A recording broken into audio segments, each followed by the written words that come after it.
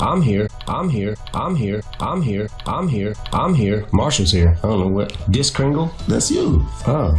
You gotta help me with this list. Nobody told me this. Nobody told me this going in. I should have been briefed. Is it safe to say you're Dis Kringle? You're like one of the, you have... That's fine. I'm good with that. Right. We're doing 12 of our favorite diss records, sticking in the old school because, you know, we don't want to open any wounds that are still unhealed. But we're not going into any of Dis Kringle's songs. Just this is a disclaimer. Disclaimer. That's good. A disclaimer. He would think that his own diss songs are obviously some of the best, but they're not. No, so we're trying to make the list, open to the field and not including Dis Kringle's songs. But if you pull up any of the greatest diss songs lists, he's got a bunch of them on there. This guy. Who, me? That's a whole nother special. I've been known to throw a few jabs. You ready? You want to start with the first Dismiss record? The 12 Days of Dismiss? Yes. Yeah, this one is the oldest. We're kind of going in chronological order. This one is like one of the original diss records. It was a beef over the foundation of hip hop and where it began. You know what the record is, Who Kid? This is a quiz for you.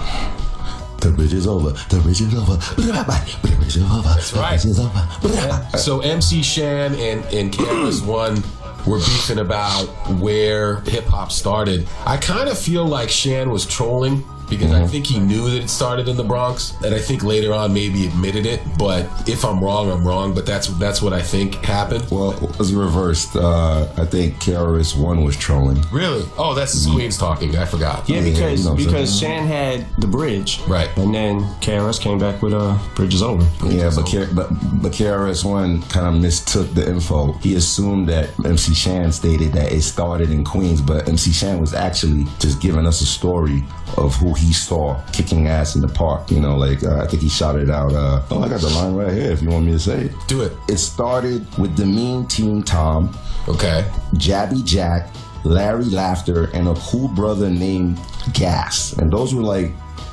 rappers that he looked up to. But he was just stating a story. So there it is. You want to get into it? Our favorite Haitian elf? Let's do it, man. I only know one Haitian elf. Do you know any? I don't know any other Haitian elf. Besides myself. Exclusive. You know what I'm saying? Merry Dismiss, let's go. Hey, for a second, I thought she was here. Yeah. For a second, I thought she was here. I was looking around like, what the fuck? I'm still looking around. Surprise guest, shit. And may I add, that record was done with one take because there was no equipment at that time. This is kind of, Who Kid, you grew up in New York, right? Yeah. Okay, so this is kind of unfair. Like, you have more inside information than we have. He's got an advantage. He grew up in Queens. He has a backstory on the whole thing, but that's why we have him. That's why we have the Haitian elf here today to guide us through the 12 Days of Dismiss. So here it is. Big red nose. Yeah, my big red nose. Number 11, Roxanne's Revenge. Ho, ho, ho, Merry Dismiss. I got Dis Kringle on the line with the homie Candy Corn who's watching sports, and we're just going in on the 12 Days of Dismiss records right now. And then what's next? Dashing Through the Snow. Oh, shit. All right. We're coming up on a number 10 that we just heard, Roxanne's Revenge by Roxanne Shante. By the way, there's a biopic on Roxanne Shante on Netflix. It's worth checking out if you guys are interested in her story. Yeah, it's incredible. So, we're back, and what are we going to next? What's going to be number 10, Marshall? MC Lyte, 10% diss. Ooh, that's a rough one. Yeah, and that was against Antoinette. Who Kid? What's the backstory there? Yeah, come on, Who Kid. All right, the backstory was the response to the female rapper Antoinette. Yeah. And then it was actually done like in a classic beat format where, she got annihilated. Well, I got the line if you want me to say it. Hit it. Hot damn, here we go again. Sucker steal a beat when you know they can't win. Beat biter, don't stop. Don't stop, taker. Tell you to your face, you ain't nothing but a faker. It was a battle. It was one of the biggest battles. Wait, is MC Lyte here? Hold on, that was really good. Wait, where'd she go? Hold on, she's here. Fuck. Now you remind me that I think that was over a beat. I think they both rapped on the same beat, and I think Lyte rapped on it first, and then she went and used probably the same loop. And, as we know later on, everybody used the same loops, but early on it was probably like, yo, that's my loop. And she was like, well, so what? So here's the song. So how did Finesse and Quist feel about that? You would have to ask them. And may I add, she was the first. I like them. Didn't you get like the? Didn't you just say you got the album? I have that tape. Like you have album. I mean, you have that. I collect tapes, man. I collect tapes. So you have the cassettes. Cassettes. You have the actual cassette. 8-track. No. Nah, cassettes. Wow. I had the cassette of that. I just got that one too, a couple months ago. Where do you? It's hard to find, man. Some of this shit is hard to find. Like, didn't you say you got Antoinette too? Mm-hmm. What I try to do is find ones that are still sealed, right, in the original plastic.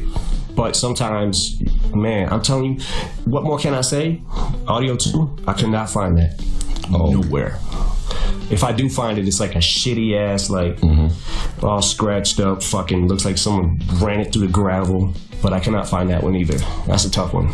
Is it safe to say that she's the first solo female rapper to release a full album? Like the first one to like... Lyte? Yeah. And she's a pioneer, by the way. Maybe. I'd have to look that up, but it's possible. Roxanne Shante didn't come out though first? I don't think she had an album that early. She was doing singles. Shante. What was your thoughts? I got that tape too. You have that tape also? Where do you find these things? Can you release the secret? Because that's amazing. Just go on the internet, man. I go on eBay. So you could have told me Eminem really goes on a fucking eBay and orders it and it comes to your house? Like, eBay, Etsy, fucking Amazon, whatever you can find. Like, you gotta look at all the sites and shit. But that's why I say, like, that Audio 2 one, man, I cannot find it nowhere. I have a tape of it, but I don't have like a good one. You know what he's putting it out there, right? He's hoping some fans gonna just yes. be like, oh, here you go, Marshall, I have it, because it's happened before. They just sent it to the office and like, I heard Marshall was looking for this, and I give it to him, and he's like, thanks. You're welcome. Yo, on some real shit, I got a couple friends that helped me do this shit. One of them said that, this is like a year and a half ago. One of them said that I did some interview on Shade45. I did some interview, said I collected tapes. He said that the same tape he was looking at, literally the price tripled the next day. And I just wonder if that had something to do with it. Yeah, adding value to the stuff, man. More value, that is. Holy shit. I mean, I don't know. That's like, part of me's like not wanting to put it out there, but the other part of me's like, it's not out there though. That particular tape, right? You can't find it. No, I'm saying me putting it out there that I collect tapes, because I have noticed that the prices have went up on cassette tapes, and I don't know if I have anything to do with it either. I know Cube tweeted one day he had an old boombox, and he said he was listening to his N.W.A. tape. And I think that there might be some tiny little wave of just cassettes are like more, I don't know. Yeah, there's a collectible nostalgia factor to them for sure that's happening. And that's why we even released some of your projects and some shady stuff on cassette, like in limited edition, because people want them. People like the physical product. They want ownership. So you're going to tell me when the tape pops, Eminem actually finds like a little piece of tape and connect the two little pop joints and... Nah, I just buy another one. I got Mr. Smith, LL's album. Wow. LL's album. I got Mr. Smith and I put that bitch in. I opened it when I got it. I put that bitch in and my radio ate it. And it snapped the fucking tape. And it's not one of those tapes. You know how some of them got the screws up in the corners and shit? Hell yeah. That you can fix that? It didn't have it. So... What the fuck? You couldn't even fix it. Couldn't even fix it. Damn it! Somebody out there is gonna be sad for me. Somebody. They're gonna be 10% sad. Here it is, 10% diss. Thanks, Paul. MC Lyte. Welcome back, 12 days. Welcome back. That was 10% diss by MC Lyte. Yes. And now we're gonna get into now. Oh, we're going back to Queens, are we? Yeah, you know I got some info on this. I even called it. Sensing a theme here, who kid? Yeah. Sensing a theme. Definito. Jack the Ripper, LL Cool J. Ooh, man, that's a big one. Damn, you might as well just get into this because that's one of your favorite rappers right there. Yeah.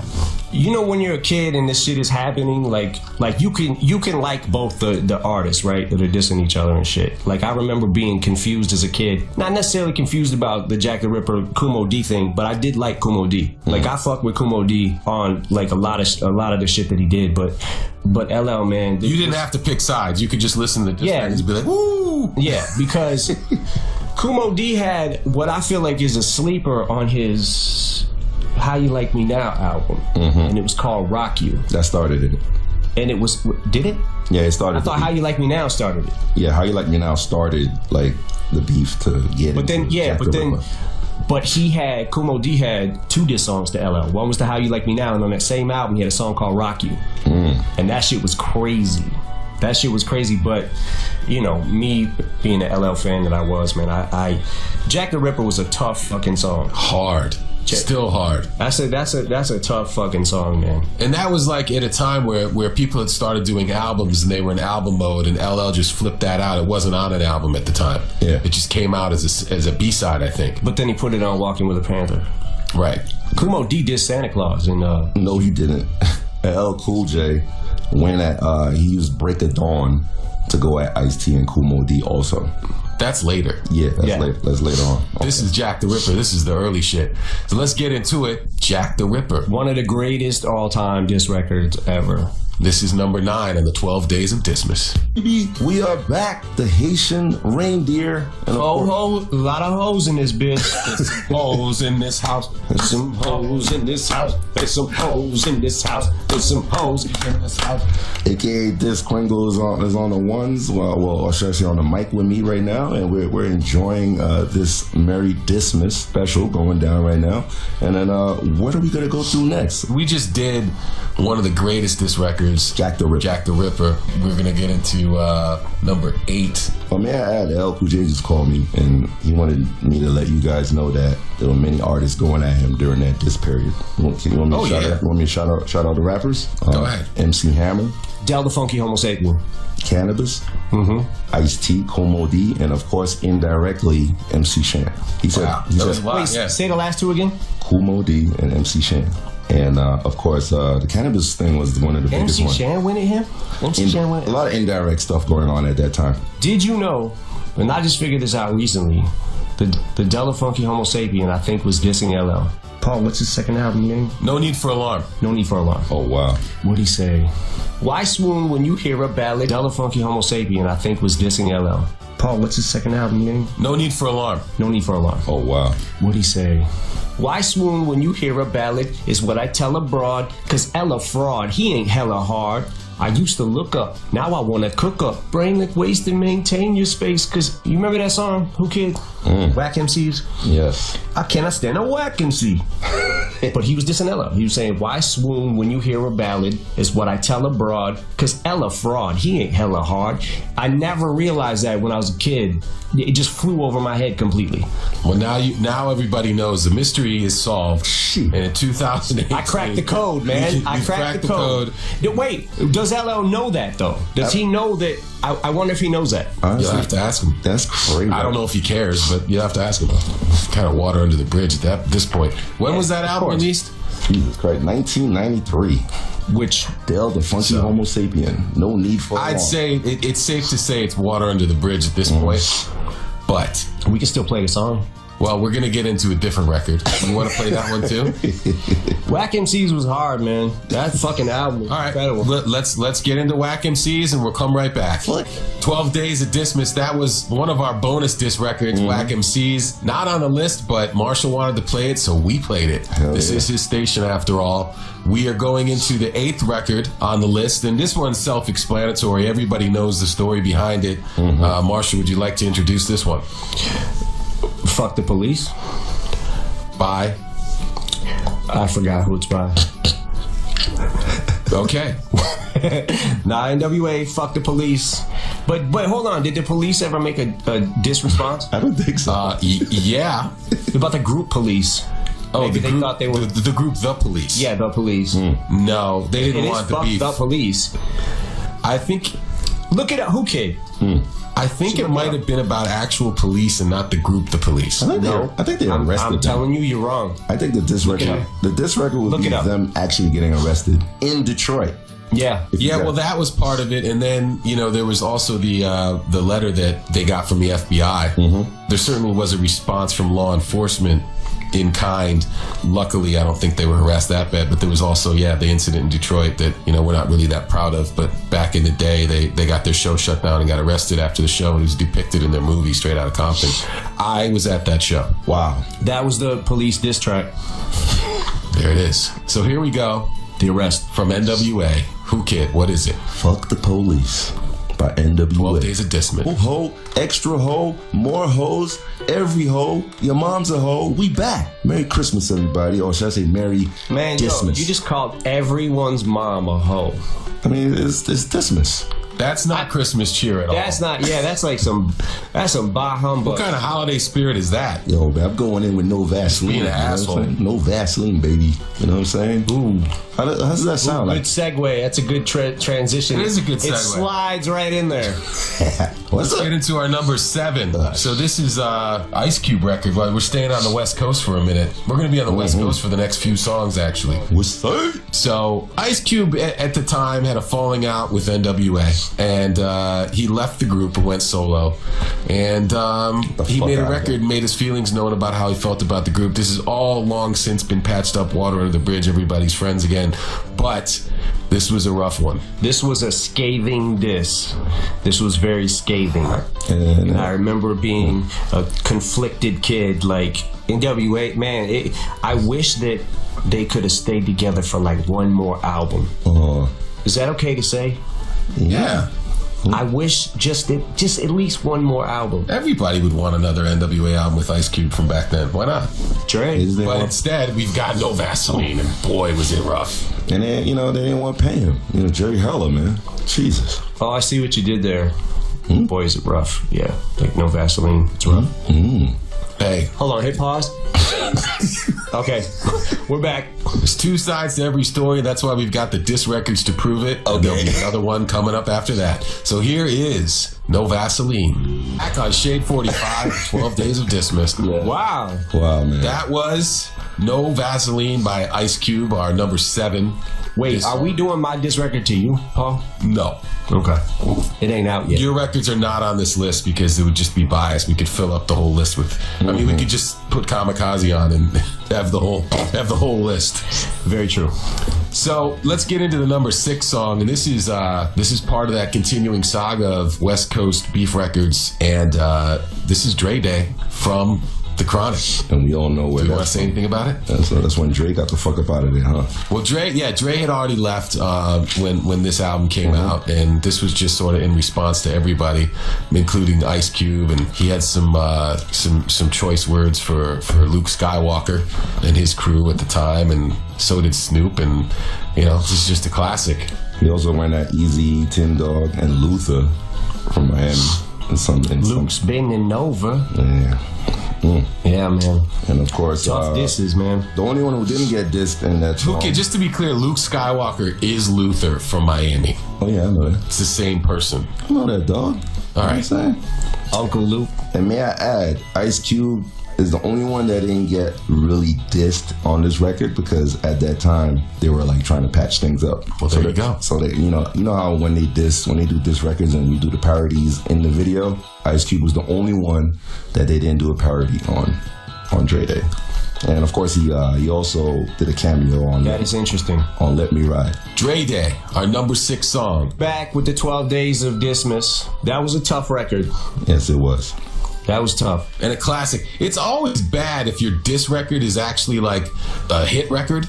It's bad for whoever you're dissing because people will play it not only when it comes out it'll be big, but they'll play it years later. Like they're still playing Dre Day. Like so if you ever really want to really get at somebody, if you're making a diss record, make it a hit. That's a real problem. Where was Eminem's head at when Dre Day was out? Like, did you foresee that? His head or his hat? His head. His brain. Where were you at when you first heard that? Where was I at, like physically or mentally? Your brain. Yeah. What were you thinking? Like, holy shit.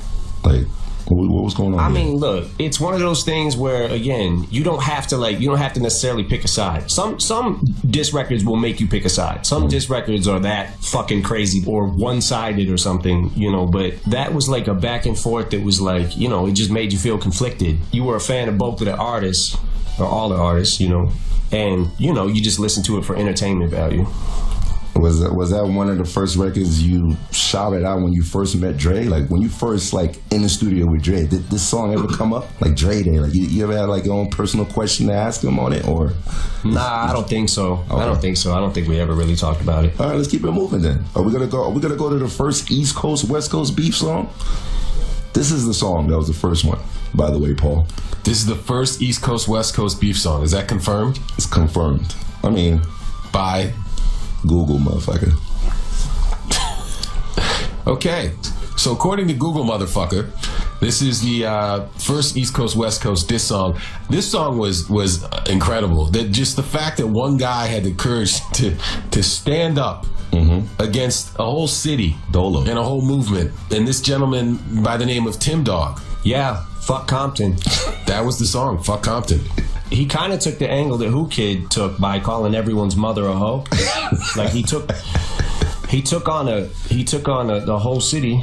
Yeah. I feel like it was just in response to like how big the West Coast had gotten at that time and how hot everything was from out there. And he was just like, well, you know, we're in New York and fuck, we got shit that. too. Yeah. And the West Coast still took over for a little bit after that too. Yeah, it didn't solve the problem. I think it just maybe added to Tim Dog's problems. But Tim Dog, rest in peace. You made a record that stirred up a lot of controversy. You made a lot of noise. And may I add, he did Eazy-E, MC Ren, Dr. Dre, and Michelle A on that record. And he did not diss Ice-T. Or Ice Cube. Baby, we are back. That was Fuck Compton. Fuck Compton by Tim Dog. Hold on, are you horse shaming me right now? There was a rumor that he was still alive. And I remember even on the show American Greed that they did about him, they weren't sure whether he was actually deceased, but I think it's pretty clear he is at this point. So rest in peace, Tim Dog.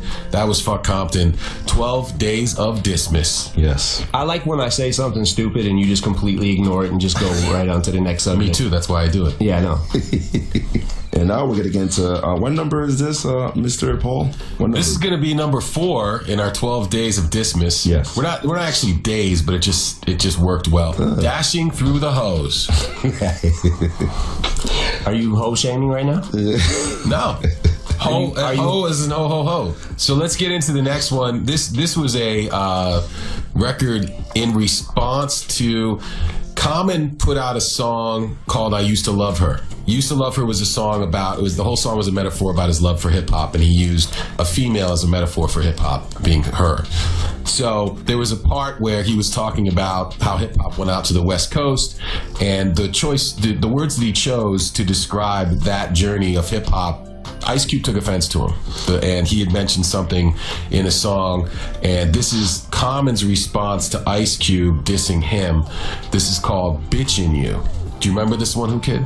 Yeah, he went at Mac 10 and I think W.A.C.K also on there too. Yeah, there's always a lot of collateral damage in diss records because people they aren't content with just going after their target. They want to sometimes hit people with some of the stray bullets or shrapnel. It's like a drive-by. It's like a drive-by. Yeah, it's not quite as reckless maybe as a drive-by. I think that there's intent and purpose with the sort of side fire that happens, but there's, often people who are just associated with the people being dissed end up being victims as well. It's crazy you brought that up. How does M choose to, does he, pardon people that are involved in the diss? Like, he'll cut some people out and just focus on one person, or? Who, me? Yeah. How do I do it? Yeah.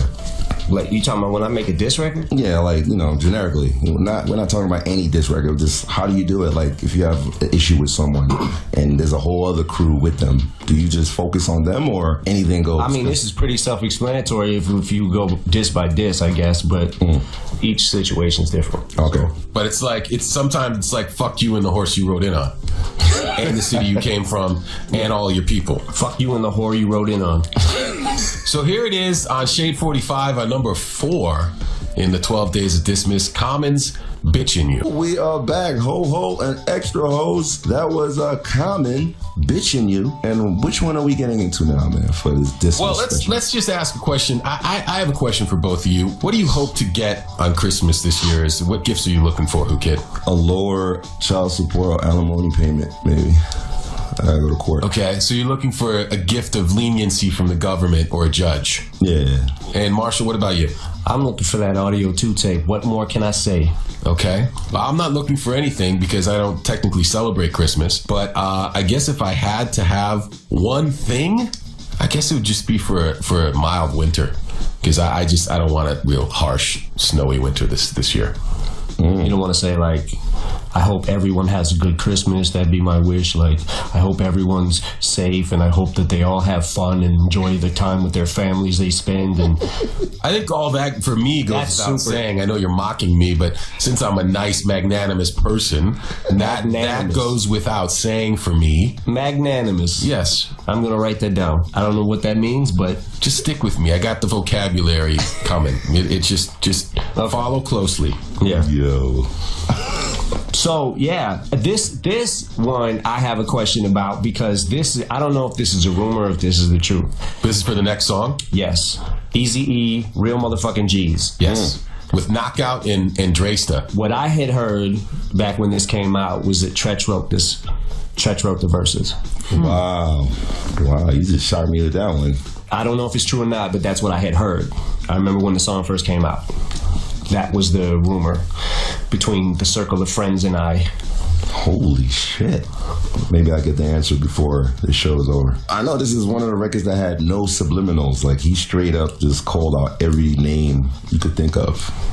Like, back then, subliminals were big, you know. Yeah, Eazy's back was against the wall, man. Yeah. He was out of N.W.A. Dre had left and went to Death Row, and Ice Cube was off doing his thing, and Eazy was still with Jerry and Ruthless, and his back was against the wall, and this is the record he came out with. He recruited a couple more guys to do it with, and had a pretty interesting video and a potent song. Yeah, the cover of that album was incredible. And back then, there was no social media, so these guys really went in depth with the info. Like, they really did like research on whoever they're dissing, like Dre's old album covers from, I mean, Jesus Christ, they went in on that whole crew. That was the social media, right? There was no Twitter, there was no Instagram. So what you were saying on the song and what you were putting in the video was your social media. Mm-hmm. So here it is.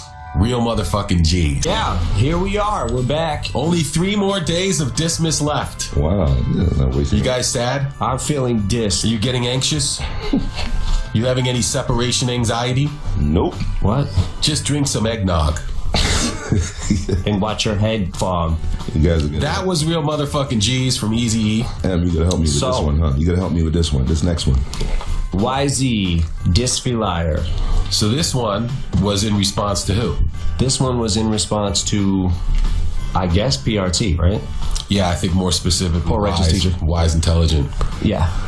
He had a couple records about him. I think this was this the first one, or was Crocodile Dundee first? Yes, this song. Yeah, so I think maybe this was first. This is Disfilier, YZ, going at fellow Trenton rapper, incredible rapper, from an incredible group, Wise Intelligent from Poor Righteous Teachers. Number 2 on the 12 Days of Dismiss.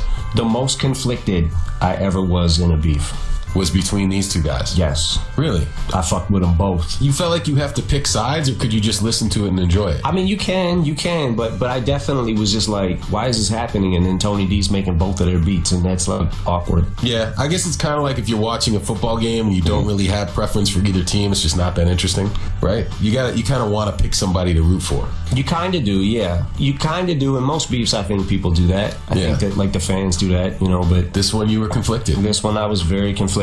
I was just a spectator. I just thought that it was creating. It was like music. You're watching a game and you like both teams, so you don't really care who wins. Either one you're okay with. Either one I'm okay with. Gotcha. What verse? And I can't say, I don't know who won that battle or not. Like, I don't, because of... Yeah, I don't recall actually any full diss songs from Wise or Poor Righteous Teachers. Yeah, I think there was lines here and there, but YZ had a couple full diss songs. At least a couple. That's what I was going to bring up. What was the line that got you conflicted?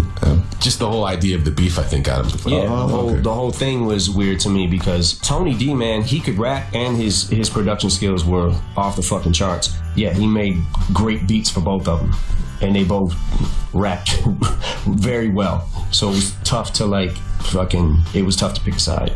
So here it is, Disfilier by YZ on the 12 Days of Dismiss. Well, I think we've only got one official. We're probably going to have a bonus round just because we can, but this is the last one. I'm going to let Marshall talk mostly about this because, geez, I don't know if at this point you call him your favorite rapper of all time, but certainly one of your very, very tops. Tell us about what we're going to get into. Tupac, Hit 'Em Up. This was This might be the greatest diss record of all time. I would say it probably is. just based on, you know, where it stacks up in history and how powerful it was and what it meant. That I feel like was the first time I ever heard anybody get that personal on a diss, because it was definitely, most of it, majority was, you know, personal below the belt jabs and shit. Right. No subliminals. But it was done so well, and the record was just so crazy. And that's another beef. You know, the Tupac Biggie thing was tough because you like them both, and you're stuck in this weird thing where you're like, you're bumping the Tupac diss record, then you're bumping something from Biggie that might be dissing him in it. Like, it's, you know. And you literally were in the middle growing up in Detroit. So you're between the East Coast and West Coast. So yeah, you're stuck in the middle. Stuck in the middle with you, babe. Yeah, it was tough too because, you know, Pac had been out longer, so I was more of a fan of, like, I had years invested in that. You know what I'm saying? And then Biggie came out with Ready to Die, and it was like, oh shit, this is so crazy. Like, it's just so good, you know. And then we all know what happened, but there was some great music that came out of it. What was your position being in New York when this came out? What was it like for you?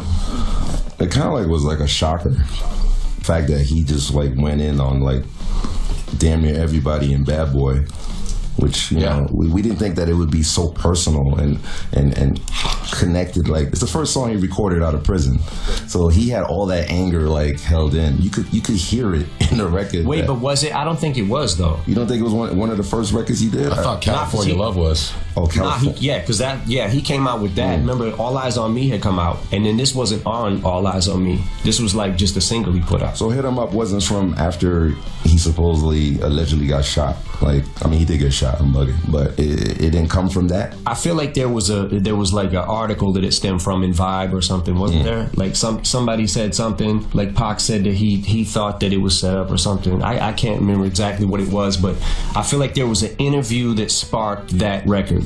And I can't remember which camp was saying what, but yeah, we're not here to like, we're not experts to do the history of the beefs. Yes. We're just here to say what we think some of the greatest records were. And this was definitely one of them. Hit 'Em Up by Tupac. What a great fucking day. We are back, and that was number one. Hit 'Em Up. Hit 'Em Up. Tupac featuring the Outlaws, the most vicious, angry record ever made. And we're back, man. For sure. Yeah. And now, so Merry Christmas. That was the last of the 12 days of Dismiss records. And these were in our opinion, 12 of the greatest diss records of all time. We didn't really go into modern era. We just sort of kept it old school. You know, maybe in the future we can have an additional 12 days of Dismiss and go into some more. Like we said, we could just do a whole special just on Marshall's diss records, but we'll save that for another time. Yes. Merry Christmas, guys. I don't celebrate it, but I'd like to wish you, Whoo Kid, a Merry Christmas today, and Marshall, you as well. And Happy Junior. We have one bonus diss song, given that, you know, Marshall helped bring this next artist to the world, and he was is one of the kings of the diss record. We couldn't leave him out, even though this was an older list. So we got one of his early diss records to throw out as the sort of gangsta elf evil bonus song. Who are we talking about? Talking about 50 Cent, Life's on the Line. This was the first song I ever heard by 50. And DJ Head, we were somewhere overseas, and DJ Head played it for me and Proof, and we were at rehearsal. Man, he threw that record on. We played it like 5 fucking times. Nobody likes me. At the time, I didn't even know that it was about anybody. I just felt like the energy from it. It was like, oh shit. Like me and Proof were like, we need to go back to the lab because this is fucking dangerous. And then he followed up with several more. So this is the Gangsta Elf bonus song from 50 Cent, Life's on the Line. This has been the 12 Days of Dismiss. I am your lonely Jew on Christmas, Paul Rosenberg. And I'm the Haitian elf. Your life's on the line and your wife's on my mind. And you are? Who am I? I forgot. What did you say? Dis Kringle. I'm Dis Kringle. Satellite Radio's Bad Santa himself. Yes, I'm Dis Kringle. And can't keep his head in front of the microphone to save his life. Nope. That was our special. Merry Christmas. Here's man. 50. Hope you liked it. If you didn't, eat a dick.